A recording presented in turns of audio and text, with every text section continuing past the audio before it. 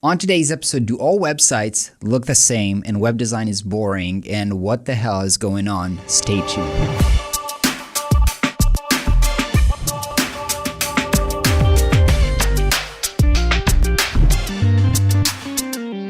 Hey everybody, what is up? My name is Ron Segal. Welcome back to Flux. I want to address a question that I get a lot on DMs, which is when we review websites, a lot of time people would say, well, you know what? A lot of websites, they just look the same. You know, there's a hero, there's an image or a video there, there's the, value proposition and a call to action button, there's 3 features and columns, there's illustrations to show the features. Everything looks the same. It's quite boring.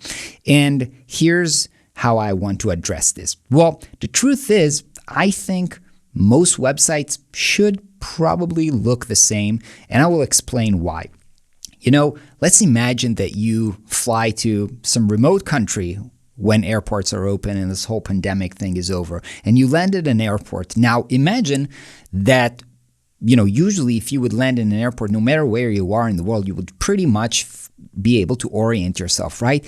All airports kind of look the same. The signage look the same. You know the process. You know how to get out. You know where to pick your luggage. You know how to handle this complex situation in a completely foreign country. Now, if the architect would try to, come up with a creative solution and redesign the airport completely, you might be very confused and not be able to, find your luggage or find your next connection or miss your connection. So, and in that case, even if something is very, very beautiful and, groundbreaking in terms of design, you'd be very frustrated. I mean, yeah, very fancy, but I've missed my connection, right? And I think with web design, it's pretty similar.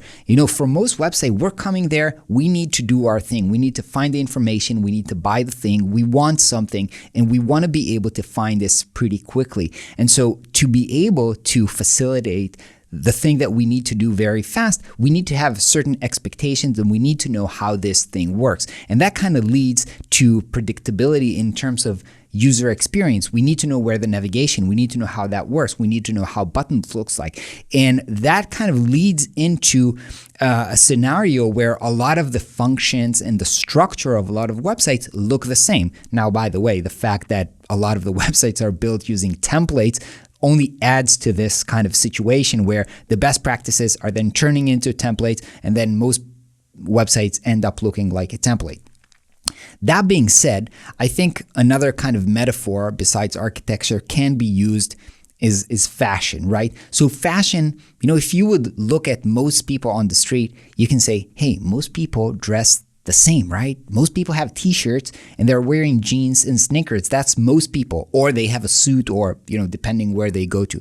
So most people use the same kind of, ordinary patterns of clothing the same. But who breaks this, right? You go to the New York Fashion Week or Paris or Milan Fashion Week or whatever it is, then you see some really crazy innovating stuff. That stuff is not meant to be functional. That stuff is groundbreaking new design. As people come up, people experiment, people become artistic. And then some of these new design elements are going to trickle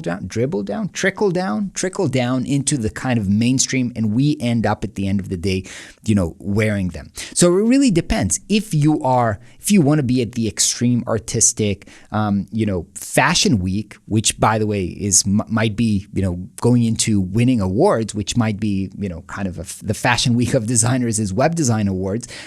You might do something extreme that is not very functional, right? That is the comment that we hear a lot of times when I'm doing the top 5 websites of the month. People say, oh, right, this is great. This is not a template, but this is really not very good UX. This is not very functional, right? Because the purpose of those websites is to be experimental, is not to be functional, right?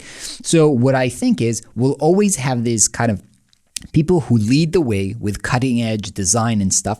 Some of those elements and trends for visuals, video, colors, typography, they're going to somehow trickle down into what we can call actually the mainstream of website. This is the majority of the website where people they're going to be more functional, and they're going to be, people will know how to handle them. People will know how to purchase with them.